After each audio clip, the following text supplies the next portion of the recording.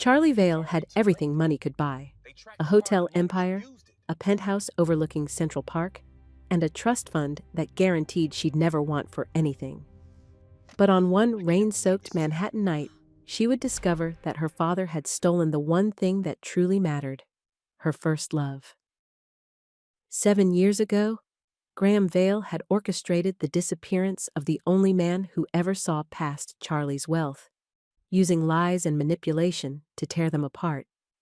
Now, as Charlie slides into a yellow cab and locks eyes with the driver she thought had abandoned her, she's about to uncover a betrayal so deep it will either destroy her family forever or give her the courage to claim the life she was meant to live. What Charlie doesn't know is that this reunion will spark a chain of events involving secret letters, public humiliation, and a choice that will force her to decide between the fortune that defines her and the love that completes her. If you're watching this, subscribe and tell me where you're from, because this story of second chances and family secrets is just getting started.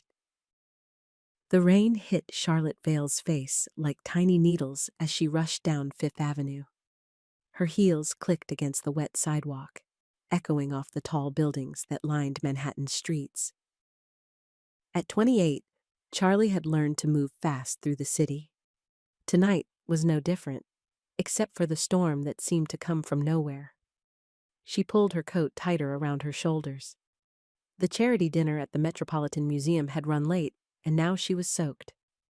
Her phone showed 3 missed calls from her assistant, probably about tomorrow's hotel board meeting. Charlie was tired of meetings, tired of smiling at strangers who only saw dollar signs when they looked at her. A yellow cab splashed through a puddle nearby. Charlie raised her hand, grateful when the driver pulled over. She yanked open the back door and slipped inside, water dripping from her dark hair onto the vinyl seats. "Sorry about the mess," she said, wiping rain from her cheek.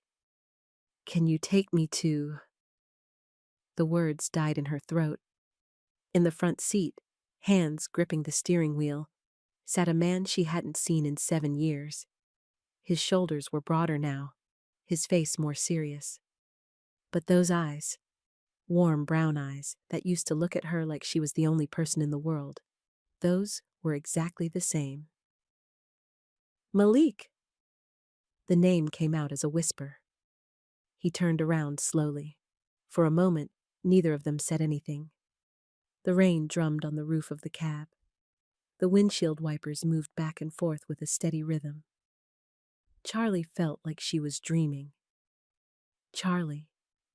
His voice was deeper than she remembered. "It's been a while." 7 years, 3 months, and 16 days. Not that she was counting. "Yeah," she managed. "It has." Malik faced forward again. "Where are you going?" The question was so normal, so practical, like they were strangers, like they hadn't spent 2 years planning a future together, like he hadn't vanished from her life without a word. "East 72nd and Park," she said. He nodded and pulled into traffic. Charlie stared at the back of his head, at the way his hair curled slightly at his neck. She remembered running her fingers through that hair. She remembered a lot of things. They drove in silence for several blocks. Charlie watched the city lights blur through the rain-streaked windows. She should ask him why he left. She should demand answers. Instead, she just sat there, feeling like a girl again. "How have you been?" Malik asked finally. "Fine." The lie came easily. "You?" "Good. Real good." Another lie, she thought. He wouldn't be driving a cab at night if everything was really good. The Malik she knew had dreams, big ones. He was going to own his own auto repair shop. He was going to build something with his hands. They stopped at a red light on the Queensboro Bridge. The city sparkled ahead of them, all those lights reflecting on the wet streets. Charlie had ridden across this bridge thousands of times. She'd never noticed how beautiful it was. "Malik?" she said softly. He looked at her in the rearview mirror. Yeah? Why did you disappear? His hands tightened on the wheel. You first. What do you mean? Why did you stop calling? Why did you stop answering my messages? Charlie felt like the air had been knocked out of her lungs. I didn't stop. You did. The light turned green. Malik drove slowly, like he was thinking. When they reached her neighborhood, he didn't turn toward her building. Instead, he kept going. Where are we going? Charlie asked. Just driving, for a minute. He pulled over near a loading zone and put on his hazard lights. Then he turned around to face her completely. Charlie, I never stopped calling. I never stopped trying to reach you. That's not true. I sent you letters. I came to your dorm. I even showed up at your father's office. His voice was quiet but firm. And then, one day, your dad called me. Charlie's heart started beating faster. My dad. He told me to leave you alone. Said I was hurting your future. Said you deserved better than a mechanic from Queens who could barely pay for school. Malik reached for his phone. I told him no. I told him you could make your own choices. He showed her the screen. There was a photo of an envelope addressed to her at her old college dorm. The return address was his. The stamp was dated 7 years ago. Across the front, someone had written, "Undeliverable," in red ink. I tried to send you this, Malik said. The post office said the address was wrong, but I knew it wasn't. Charlie stared at the photo. Her throat felt tight. I never got it. I figured. He put the phone away. After that, I stopped trying. I figured you made your choice. I waited for you, Charlie whispered. I waited at our place in the park every Sunday for months. I thought you decided I wasn't worth it. Malik's face changed. The anger that had been hiding behind his calm expression melted away. God, Charlie, I would never... Can we talk somewhere dry? She asked. Her voice was shaking now. Please? He nodded and put the car back in drive. The diner on 3rd Avenue was almost empty. Just a tired waitress wiping down tables and an old man reading a newspaper at the counter. Charlie and Malik sat across from each other in a booth by the window. Steam rose from their coffee cups. Outside, the rain kept falling. Tell me about the last 7 years, Charlie said. Malik smiled a little. That's a long story. I have time. So he told her about finishing school without her, about working 3 jobs to pay off his loans, about his sister getting sick and him taking care of her boy Noah when she couldn't, about driving the cab at night to make ends meet while he worked at a garage during the day. Noah's 16 now, Malik said. Good kid, smart, wants to be an engineer. You're raising him alone? Yeah, has been just us for the last 4 years. Malik's voice was proud. He's the best thing that ever happened to me. Charlie felt a warmth spread through her chest. This was the Malik she remembered. The one who would give everything for the people he loved. What about you? He asked. Besides the obvious. Charlie looked down at her hands. The obvious. Her family's hotel business. Her trust fund. Her face in society magazines. The life everyone thought she was lucky to have. I run the Vale Hotel Group now, she said. Took over from my dad last year. That's what you wanted, right? Charlie had wanted to work with her family's business, yes.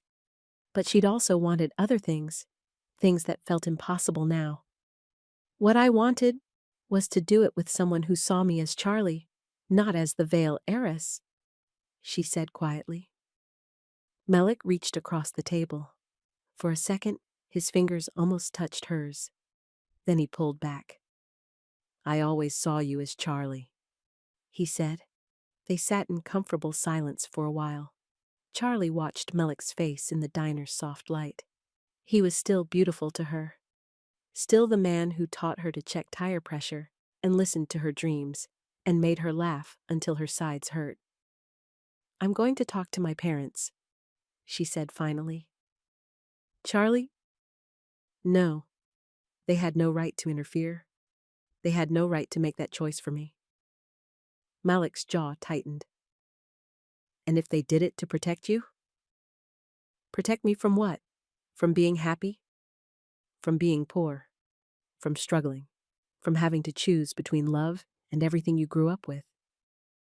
Charlie felt tears prick her eyes. "Don't you think that should have been my choice?" Malik looked at her for a long moment. Then he nodded. "Yeah, it should have been." Charlie pulled out her phone. "I'm calling my mom tomorrow. I'm going to ask her what really happened. And then? Then I guess we'll see." She looked up at him. "Will you run again?" "No," Malik said without hesitation. "I won't run." They split the check like they used to do in college. Outside the diner, the rain had slowed to a gentle mist. Malik offered Charlie his jacket. She almost said no. Old habits from growing up wealthy, never wanting to be a burden. Then she remembered how safe she used to feel wrapped in his warmth. "Thank you," she said, slipping her arms into the sleeves. They walked slowly to his cab. Charlie didn't want the night to end. She felt like if she let him drive away now, she might lose him again. "Can I have your number?" she asked. "Your real number, not just the cab company." Malik smiled, the first real smile she'd seen from him all night. He pulled out his phone, and they exchanged numbers. This time, both their phones confirmed the exchange. "I'll call you tomorrow," Charlie said, "after I talk to my mom." "I'll answer." She started to take off his jacket, but he shook his head. "Keep it tonight. You can give it back later." Later. The word held so much hope. Charlie got into the back of his cab one more time. As they drove the few blocks to her building, she watched him in the rearview mirror. When he pulled up to her apartment building, she didn't get out right away. "Malik?" "Yeah?" "I'm glad it was raining tonight." He turned around and looked at her. Really looked at her, the way he used to. "Yeah, me too." Charlie got out and walked toward her building's glass doors. At the entrance, she turned back. Malik was still there, watching to make sure she got inside safely. She raised her hand in a small wave. He waved back. As she rode the elevator to her penthouse, Charlie pressed her face into his jacket. It smelled like aftershave and rain and something else. Something that was just Malik. For the first time in 7 years, she felt like she could breathe. Her apartment was dark and quiet. Charlie walked to the window that looked out over the city. Somewhere out there, Malik was driving through the rain, picking up other passengers, living a life she knew nothing about. But tomorrow, she would start to change that. Tomorrow, she would demand the truth. She pulled out her phone and set an alarm for 9 in the morning. Right below the wake-up time, she typed a note. "Call Mom. Ask about Malik." Then she curled up on her couch, still wearing his jacket, and tried to sleep. Outside, the rain kept falling, washing the city clean. After 6 hours of restless sleep, Charlie's phone buzzed at 9 sharp. She sat up on her couch, still wrapped in Malik's jacket from the night before. The morning light streaming through her windows seemed brighter somehow, like the rain had washed away more than just the city's dust. She made coffee and paced around her kitchen for 20 minutes before finally calling her mother. "Charlie, darling." Victoria Vale's voice was warm but surprised. "You're up early for a Saturday." "Mom, I need to ask you something." Charlie took a deep breath. "About Malik Turner." The silence on the other end of the line stretched too long. "Mom?" "Oh, sweetheart." Victoria's voice went soft. "You saw him, didn't you?" Charlie's heart sank. Her mother's tone told her everything she needed to know. "So Dad really did interfere." Charlie, did you know? Another pause. Yes, I knew. Charlie closed her eyes. Her mother had always been her ally, the one who listened when her father got too controlling. Finding out Victoria had been part of this felt like losing a friend. Why didn't you stop him? Charlie asked. I should have. Victoria's voice was barely a whisper. I thought maybe your father was right. Maybe it would be easier for you to move on. I was wrong, sweetheart, so very wrong. Charlie felt tears threatening, but she pushed them back. She needed answers, not sympathy. Is there more? Other things you're not telling me? There's something in my desk at home, something I kept. Victoria paused. You should see it. An hour later, Charlie stood outside her childhood home on the Upper East Side. The Vale townhouse was elegant and imposing, with its limestone facade and iron railings. Growing up, Charlie had loved this house. Today, it felt like a prison. Instead of calling a regular car service, she had texted Malik. He'd responded within minutes, saying he could pick her up in 30. Now, as his yellow cab pulled up to the curb, Charlie felt her pulse quicken. You okay? He asked as she got in. I will be, after I see what my mom has. They drove in comfortable quiet through Central Park. The morning was crisp and clear, nothing like the stormy night before. Charlie watched families walking dogs and couples sharing coffee on benches. Normal people living normal lives. Can I ask you something? Charlie said. Anything. Do you ever wonder how things would have been different if my dad hadn't interfered? Malik was quiet for a moment. Every day for the first 2 years, then I had to stop. It was eating me alive. And now? He glanced at her in the mirror. Now I'm just grateful for the chance to find out. At the townhouse, Victoria was waiting in the front parlor. She looked older than Charlie remembered, more fragile. When she saw Malik, her face crumpled with shame. I'm so sorry, she said to both of them. What we did was unforgivable. Victoria led them to her small home office. From her desk drawer, she pulled out an envelope. Charlie's name was written across the front in Malik's careful handwriting. The envelope was yellowed with age. This came to the house 4 years ago, Victoria said. Your father told me to throw it away. I couldn't. Charlie's hands shook as she took the envelope. It was addressed to her old apartment, the one she'd lived in right after college. She'd moved out of that place 6 years ago.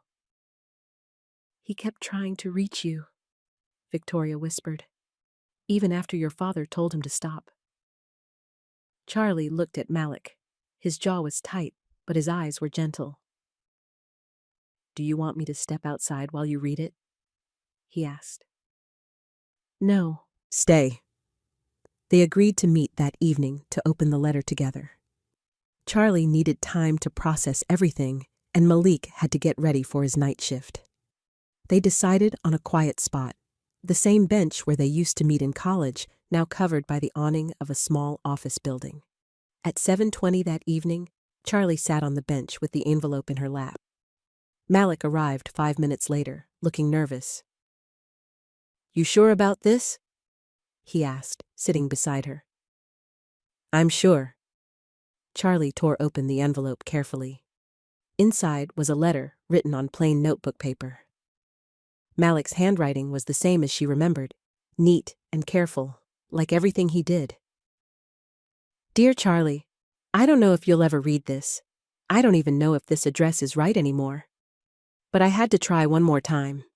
Your father offered me money to stay away from you. I told him no. I told him you were strong enough to make your own choices. I guess I was wrong because you stopped calling. You stopped answering.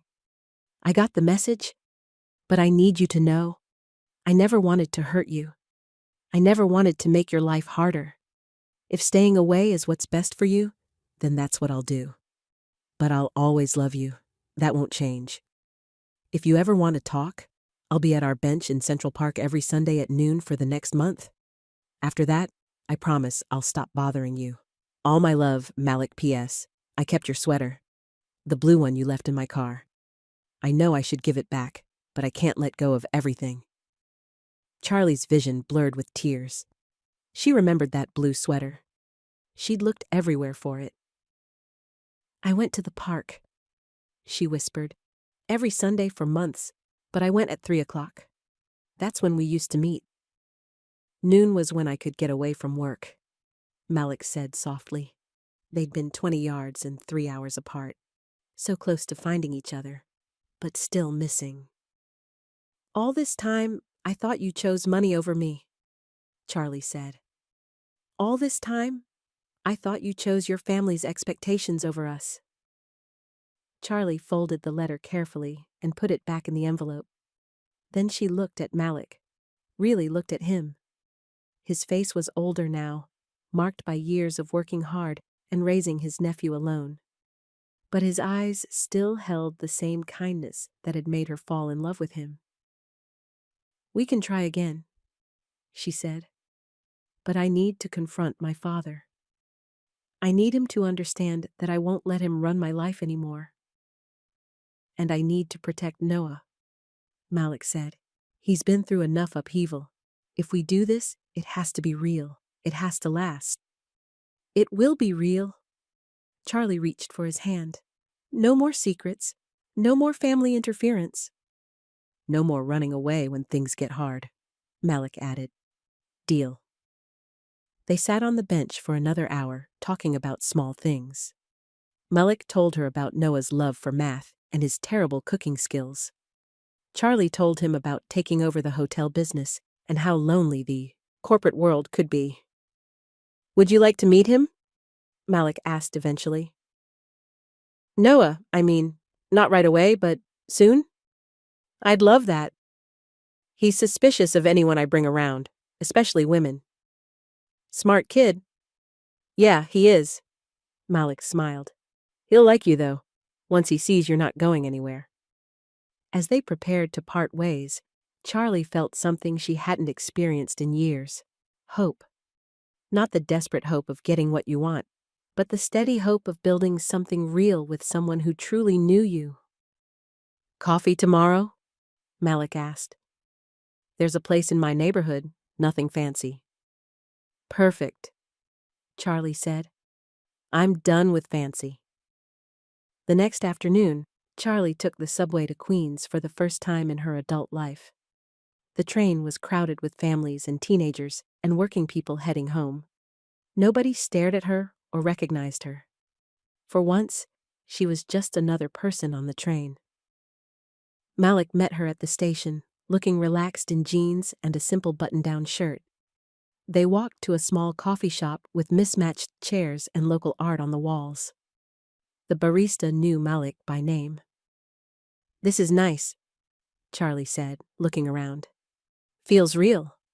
It is real. No pretense, no agenda, just good coffee and honest people. They talked for 2 hours about everything and nothing. Charlie found herself laughing more than she had in months. When Malik suggested they stop by his apartment so he could change for work, she agreed without hesitation. The apartment building was old but well-maintained. Malik lived on the 3rd floor in a 2-bedroom unit that was small but spotless. The furniture was simple and practical. Family photos lined the mantel, Malik with a woman who looked like him, both of them with a young boy who must be Noah.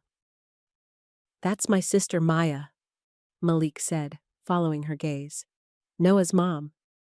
She's beautiful, you both are. She died 3 years ago. Cancer.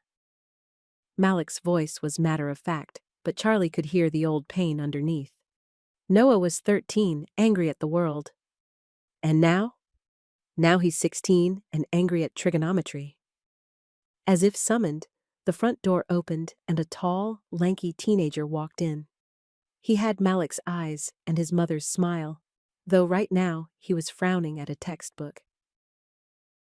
Uncle M, I'm never going to understand factoring and...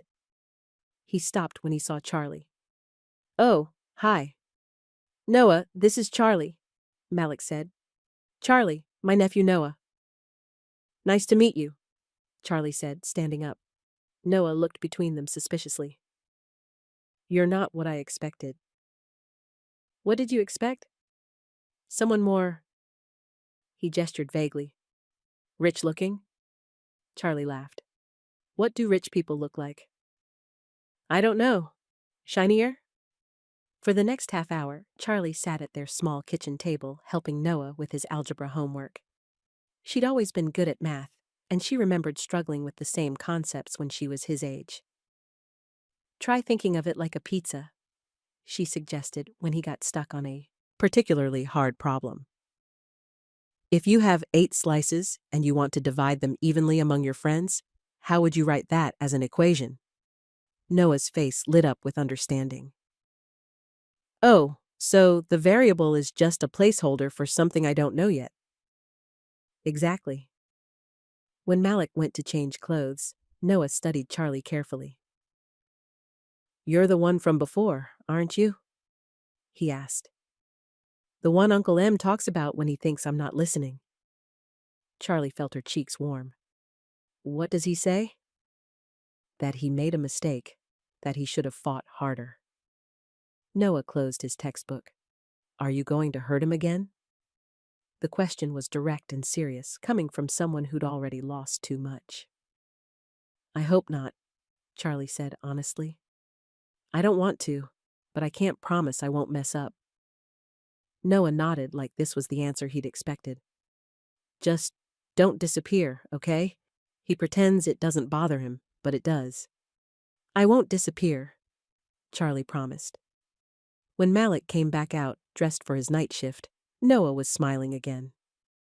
She's not terrible, Noah announced, and she's actually good at math. High praise, Malik said, grinning. As they prepared to leave, Charlie impulsively gave Noah her business card. If you ever want help with homework, or if you want to see the hotel kitchens, or if you just want to hang out somewhere that isn't an apartment with your uncle, call me. Noah took the card seriously, studying it like it was important. Cool, thanks. On the way back to Manhattan, Charlie felt lighter than she had in years. She was falling in love all over again, not just with Malik, but with the life he'd built. The small apartment full of warmth. The teenager who was smart and funny and protective. The community coffee shop where everyone knew each other's names. Your turn to share, Malik said as they crossed the bridge back into Manhattan. Show me your world. It's not as interesting as yours. Let me be the judge of that. So Charlie gave him her address and let him see her penthouse with its floor-to-ceiling windows and expensive furniture. She showed him the view of Central Park and the framed degrees on her office wall. She made him coffee in her kitchen that was bigger than his entire living room. It's beautiful, Malik said, looking out at the city lights. But it feels lonely.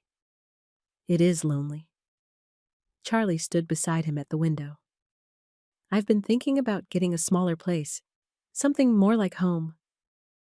Where feels like home to you? Charlie looked at him. I'm starting to remember. 3 weeks later, Charlie was learning that falling in love the second time around was different. Easier in some ways, harder in others.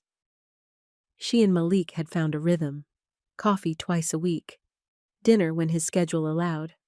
Long phone calls that stretched past midnight. They moved carefully, like people who knew how much it hurt when something precious broke. On a sunny Saturday afternoon, they spread a blanket in Central Park with sandwiches from the deli near Noah's school. Charlie had packed simple food, turkey and Swiss, chips, apples, but she'd forgotten how good everything tasted when shared with someone who mattered. Noah's got a basketball game next Friday, Malik said, lying back on the blanket with his hands behind his head. You want to come? I'd love to. Charlie smiled. Fair warning, I get very competitive at sporting events. Good, he plays better when people are cheering loud. Charlie lay down beside him, close enough to feel the warmth from his arm. Above them, tree branches made patterns against the blue sky. She could hear children playing nearby, dogs barking, the distant hum of traffic. It felt perfect, in a way that her carefully planned life never had. "I've been thinking," she said, "about us, about what we want this to look like." Malik turned on his side to face her.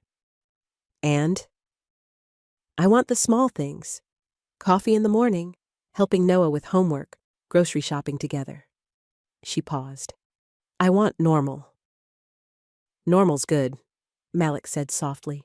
"Normal's what I've been dreaming about." He leaned over and kissed her then, slow and sweet, like they had all the time in the world. Charlie felt that familiar flutter in her chest, the one that made her believe in happy endings again. When they broke apart, Charlie's phone was buzzing. She glanced at the screen and saw her friend Priya's name. "Sorry," she said. "It's probably work." But when she answered, Priya's voice was urgent.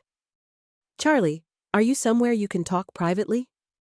"I'm in the park with Malik. What's wrong?" "There's a photo of you two trending on social media. It's not bad, but it's getting attention." Charlie sat up, her stomach tightening. "What kind of photo?" "You're wearing a man's jacket, sharing food. It looks sweet, actually, but people are asking questions." Charlie looked at Malik, who was watching her with concern. "How much attention?" "Enough that I think we should get ahead of it. Can you come to my office? Both of you, maybe. We should figure out how to handle this."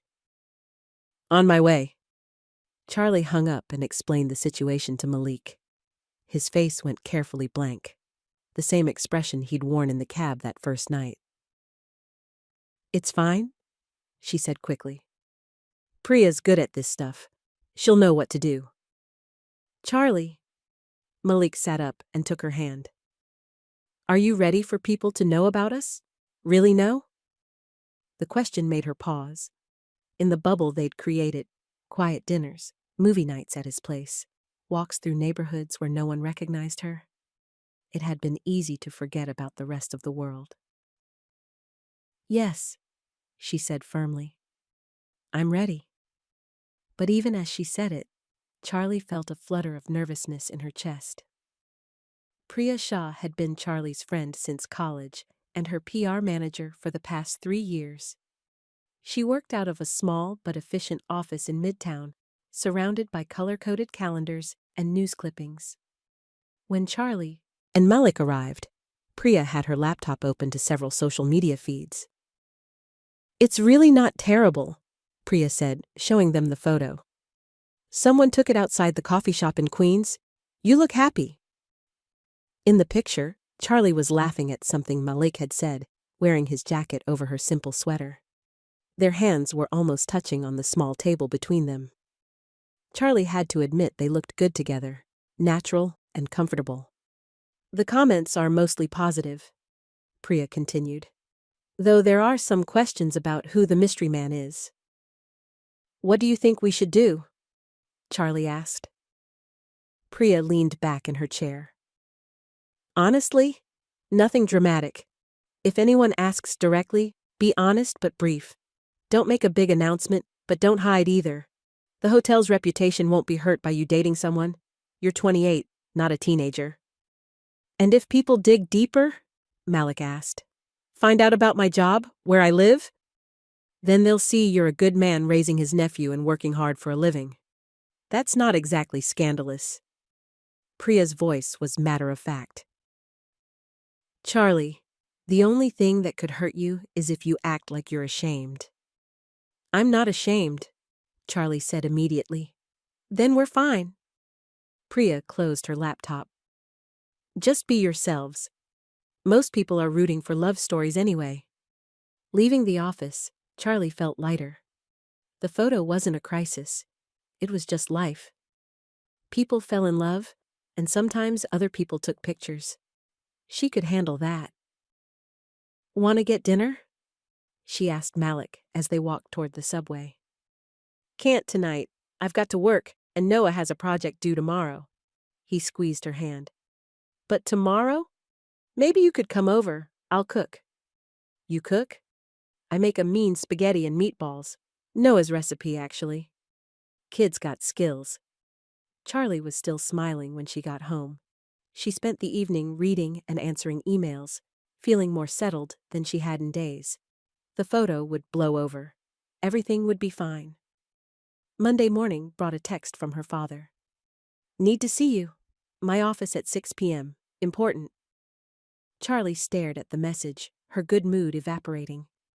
Graham Vale didn't request meetings, he demanded them, and he never said things were important unless they involved the business or the family reputation. She spent the day distracted, snapping at her assistant and fumbling through a hotel inspection that should have been routine. By 5:30, her nerves were shot. Her father's office in the Vale Hotel's executive suite was exactly what people expected from a powerful man. Dark wood, leather furniture, and windows that looked out over the city. Graham was standing behind his desk when Charlie arrived, his expression serious. Sit down, Charlotte. He only used her full name when he was disappointed. Charlie remained standing. What's this about, Dad? Graham pulled out his phone and showed her the same photo Priya had shared. This. It's a picture of me having coffee. Last I checked, that wasn't a crime. Don't be flippant. You know what this represents. Charlie felt her temper rising. What does it represent, exactly? A distraction. A complication. Graham set down his phone. I thought we settled this years ago. You settled it. By lying to me and manipulating Malik. Charlie's voice was getting louder. I never agreed to anything. I protected you from making a mistake that would have limited your options. You mean my options to marry someone rich and well-connected? Someone who could benefit the business? Graham's jaw tightened. I mean your options to have the life you were born to live, to fulfill your potential. My potential as what? A trophy wife? A business asset? Charlie stepped closer to his desk. I'm already running this company successfully. I'm already exceeding every goal you set. What more do you want from me? I want you to be smart. This man, his name is Malik. This man drives a cab, Charlotte. He lives in Queens. He has a child to support. He has a nephew he's raising because his sister died. And he drives a cab at night because he works at an auto shop during the day. Because he's building something. Charlie's hands were shaking now. Because he's good and decent and honest. And those are admirable qualities. But they don't change the fact that you live in different worlds. So what? I'll move to his world. I'll buy a smaller place. Get involved in the community. For how long? Graham's voice was cutting now. How long before you miss the life you grew up with? How long before the novelty wears off and you realize what you've given up? Charlie felt like she'd been slapped. Is that really what you think of me? That I'm so shallow I'd get bored of loving someone? Graham's expression softened slightly. I think you're young and romantic, and you don't understand what real struggle looks like. I think you're idealizing a life that would make you unhappy. You don't get to make that decision for me. Charlie picked up her purse. Not anymore. Charlotte, my name is Charlie, and I'm going to be with Malik, whether you approve or not. She headed for the door. The only choice you have is whether you want to be part of my life or not. That evening, Charlie called her mother and asked her to set up a family dinner for Friday night. Not a formal affair, but something small and simple. She wanted her parents to meet Malik properly. She wanted to show them who he really was. Are you sure about this, sweetheart? Victoria asked. I'm sure. And Mom? I want Noah there too. They're a package deal. By Wednesday, the small buzz around Charlie's photo had mostly died down.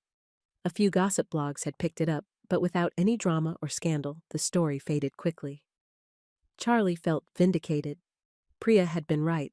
Most people were rooting for love stories.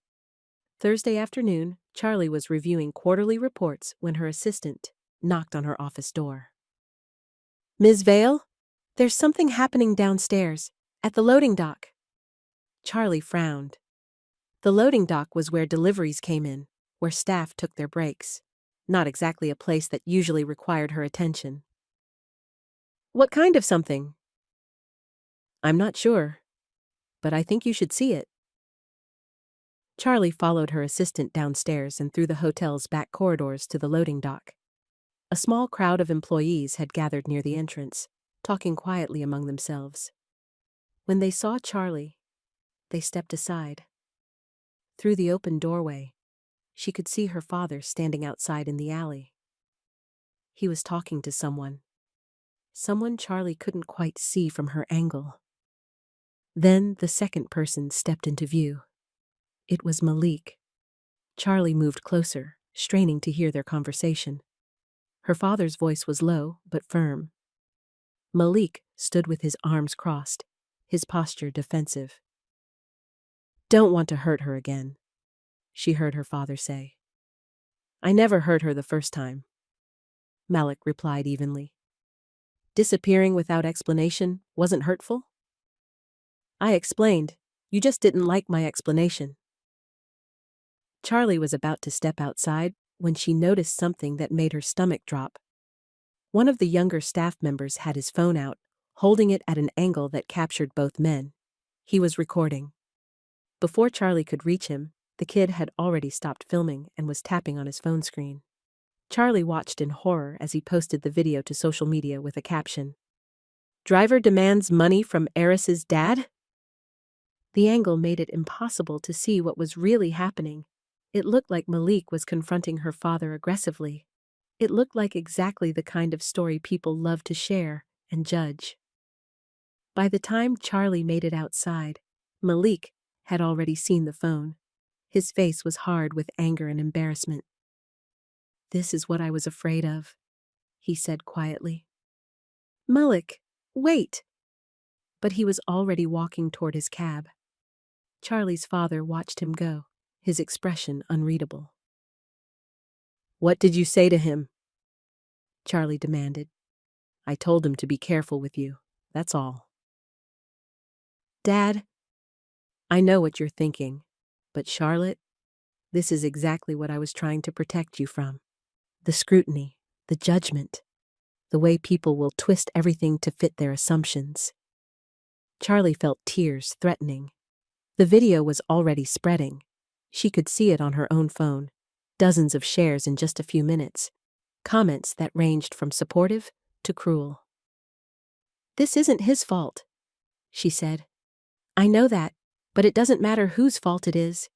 This is your reality now." That evening, Charlie tried calling Malik 3 times.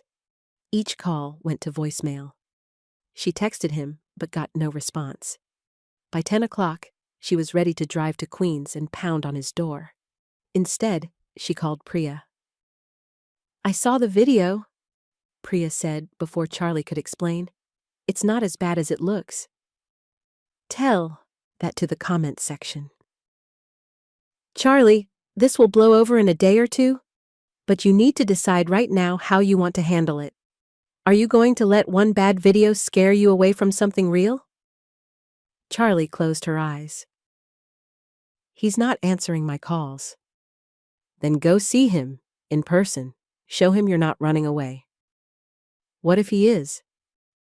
"Then you'll know. But Charlie, don't make his decisions for him. Don't assume he's giving up without giving him a chance to prove you wrong." Friday morning, Charlie woke up determined. She was going to see Malik, she was going to fix this, and she was going to show everyone, including her father, that love was worth fighting for. But first, she had to get through the hotel's morning staff meeting. As she walked through the lobby, she could feel eyes on her. Conversations stopped when she passed. People whispered behind their hands.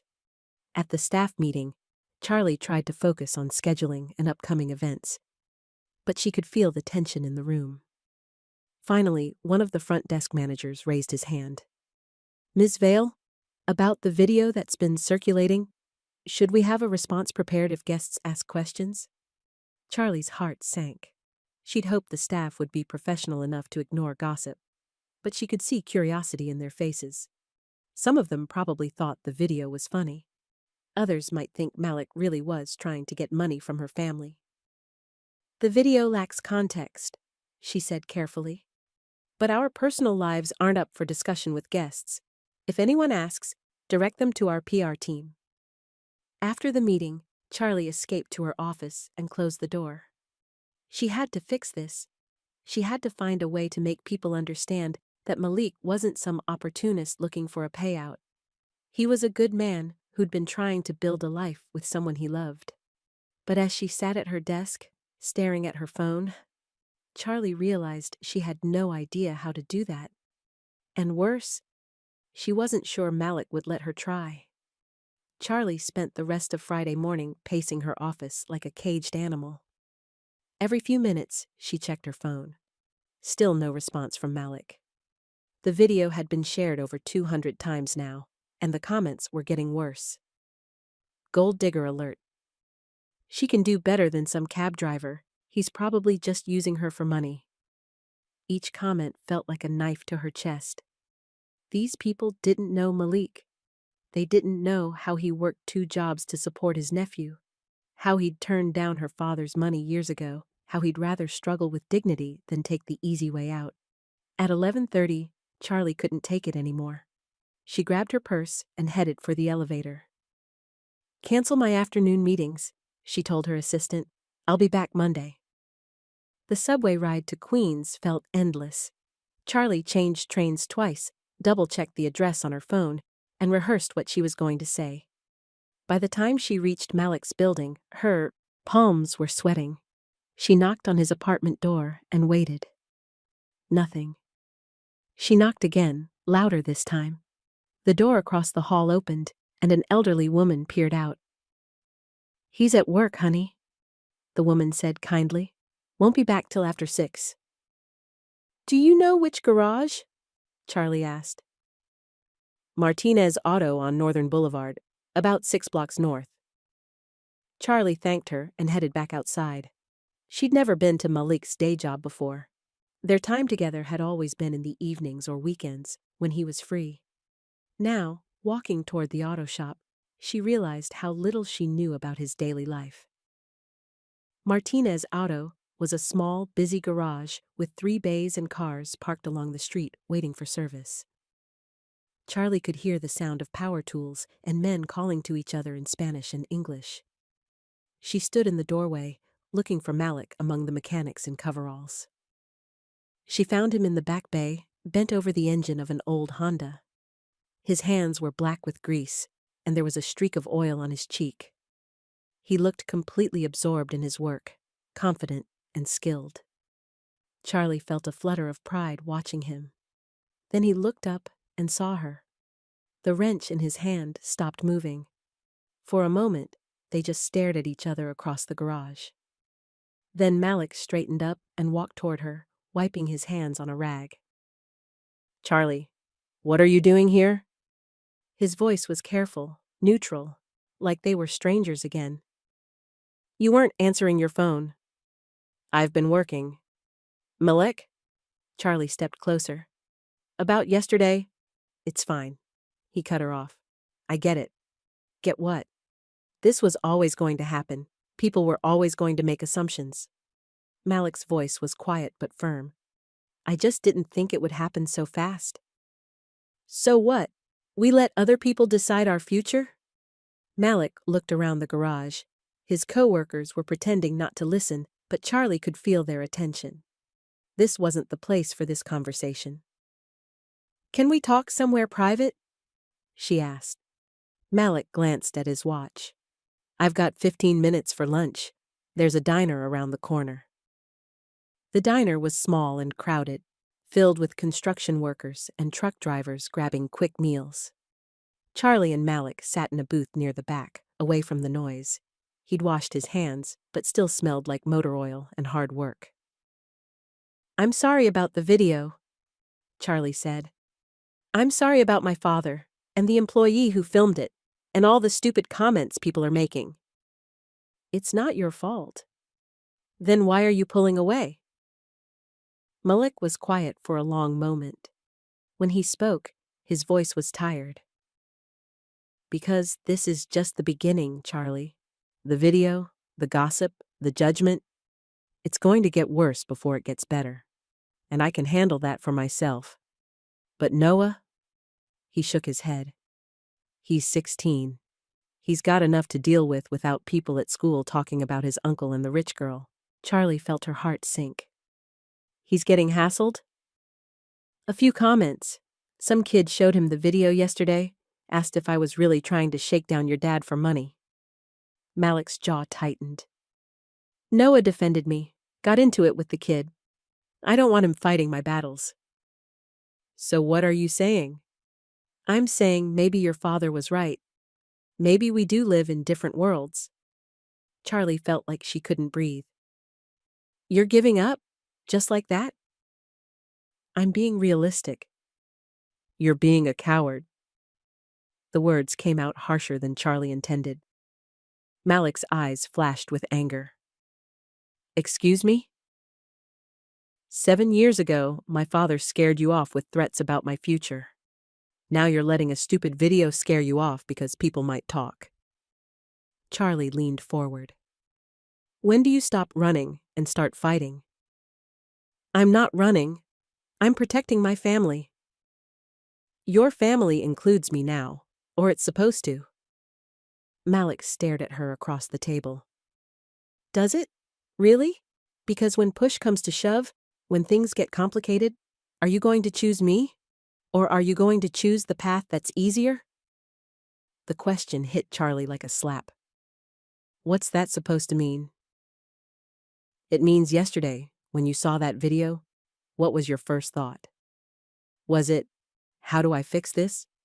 Or was it, how do I minimize the damage? Charlie opened her mouth to argue, then stopped. He was right. Her first instinct had been damage control, not defense of the man she loved. I was scared, she admitted quietly. I know, and that's the problem. Malik stood up. I can't be with someone who's scared of being with me. He left money on the table and walked out. Charlie sat in the diner for 20 minutes, staring at her untouched coffee and trying not to cry. That evening, Charlie sat in her empty penthouse, replaying the conversation over and over. Malik was right. She had been scared, but not of loving him. She was scared of failing him again, scared of not being strong enough to handle the pressure, scared of proving her father right. Her phone rang. It was Priya. I've been thinking about our conversation, Priya said without preamble, and I think you're approaching this wrong. How so? You're trying to manage this like a crisis. You're thinking about damage control and public perception. Priya's voice was firm. But this isn't a business problem, Charlie. It's a love problem. And love problems require love solutions. I don't know what that means. It means you stop worrying about what other people think and you start showing them who you really are. You want people to respect Malik? Then you respect him. Publicly, proudly, without apology. Charlie sat up straighter. How? First, you fix the video situation. You tell the truth about what really happened. Then you show up for him. At his nephew's basketball game, at family events, in your daily life. You make it clear that you're not ashamed of loving him. And if people don't like it, then they don't like it. Charlie, you can't control what people think, but you can control how you act. After Priya hung up, Charlie sat in the quiet of her apartment and made a decision. She was done being scared. She was done letting other people, her father, strangers on the internet, even Malik himself, decide what she was capable of. She opened her laptop and started typing. Social media post. Charlotte Vale. Yesterday, a video was posted showing a conversation between my father and someone important to me. The video made it look like something it wasn't, and I want to set the record straight. The man in the video is Malik Turner. He's someone I loved 7 years ago, lost touch with due to family interference, and found again a few weeks ago. He wasn't demanding money or causing trouble. He was simply having a conversation with my father about respecting boundaries. Malik drives a cab at night and works as a mechanic during the day. He's raising his teenage nephew after his sister passed away. He's one of the most honest, hardworking, decent men I know. He doesn't want my money or my family's influence. He just wants to build a life based on mutual respect and love. I'm sharing this because I'm tired of people making assumptions about others based on their job, their address, or their background. I'm sharing this because love is worth defending, even when it's messy or complicated. Most of all, I'm sharing this because Malik deserves to have someone fight for him the way he's always fought for the people he loves. Charlie read the post 3 times, then hit publish before she could change her mind. The response was immediate.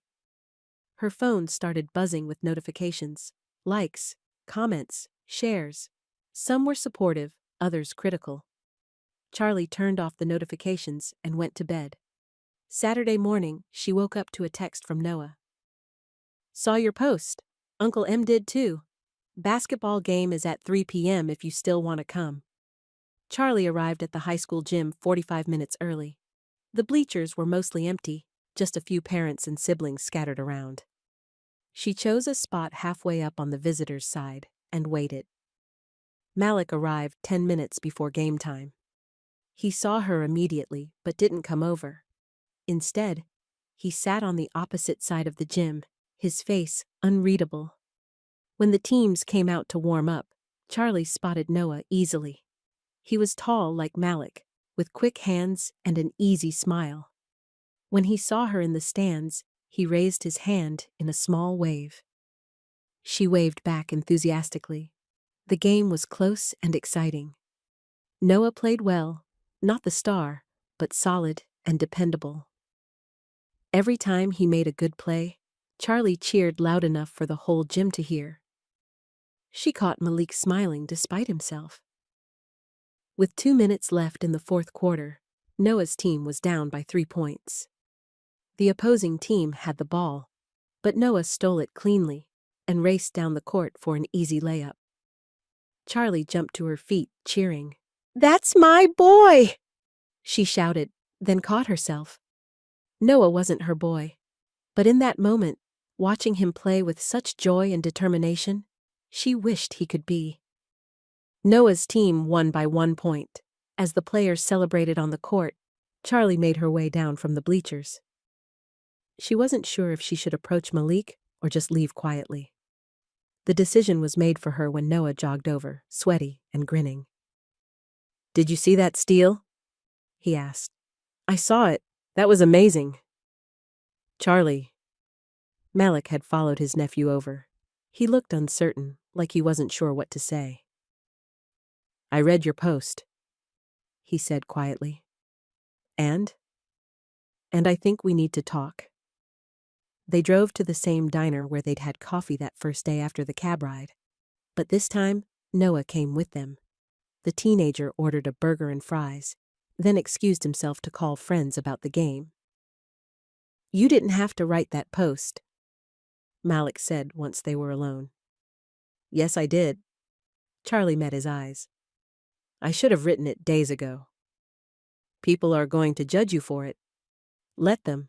I'm done caring what people think about my choices." Malik was quiet for a moment. "And your father?" "My father will have to accept that I'm an adult who makes her own decisions, or he won't. Either way, I'm not letting him run my life anymore." "Charlie." Malik reached across the table and took her hand. "I was scared too. Not of the gossip or the judgment, but of failing you again. Of not being enough for the life you deserve. You are enough. You've always been enough." Charlie squeezed his fingers. The question is whether I'm enough for you? What do you mean? I mean, I've lived a sheltered life. I don't know what it's like to struggle, to worry about money, to work 2 jobs just to get by. I don't know if I'm strong enough for the real world. Malik smiled, the first genuine smile she'd seen from him all week. You want to know what I think? He said. Tell me. I think you're the strongest person I know. You just don't know it yet. He lifted their joined hands and kissed her knuckles. Want to find out together? Charlie felt tears prick her eyes, but they were happy tears this time. Are you sure? Because once we do this, really do this, there's no more running when things get hard. I'm sure, Malik said. Are you? I'm sure. When Noah came back to the table, he found them holding hands and smiling at each other like teenagers. Gross, he said, but he was grinning. Does this mean you're sticking around? If you'll have me, Charlie said. I guess you're okay. You do cheer really loud at basketball games. Is that good or bad? It's good. Uncle M never cheers loud enough. 3 weeks later, Charlie stood in her parents' townhouse dining room, watching her mother set the table for 5. It was the first family dinner since Charlie had made her post, the first time her parents would meet Malik and Noah properly. Victoria had been nervous all day, rearranging flowers and checking the roast every 10 minutes. Graham had been quiet, withdrawn. Charlie wasn't sure what to expect from him. When the doorbell rang, Charlie felt her stomach flutter. This felt important, not just for her relationship with Malik, but for her relationship with her family.